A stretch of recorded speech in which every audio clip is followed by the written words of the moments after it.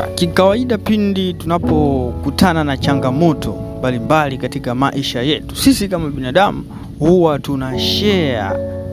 zile hisia, tunashare feelings. Kama mtu amekumbwa na tatizo linalomtia huzuni, sisi kwa pamoja huweza kushiriki katika jambo hilo, kama kumtia moyo na kuwa watu wenye huzuni pamoja naye.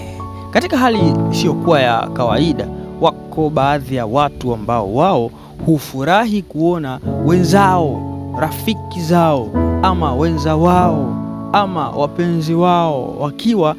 wanaumia, wakiwa wapo katika changamoto, wakiwa wapo katika huzuni. Wao hufurahi sana bila kufahamu hiyo ni changamoto ya kisaikolojia ambayo huitwa sadism, ambayo huweza kutokea katika mazingira ya kawaida maishani, katika jamii, katika mahusiano ya watu, katika ndoa, katika familia, kazini na katika mazingira yoyote. Moja kati ya dalili zake ni kwamba ukiona muda mrefu upo katika hali ya furaha kutokana na maumivu ya mtu mwingine, kutokana na kunyanyaswa, kudhulumiwa ama kudhalilishwa kwa mtu mwingine, wewe unafurahi kutokana na matukio haya hasi katika maisha ya mtu mwingine, basi ujue ni miongoni kati ya dalili za mwanzo kabisa za tatizo hili za saikolojia ambalo huitwa sadism.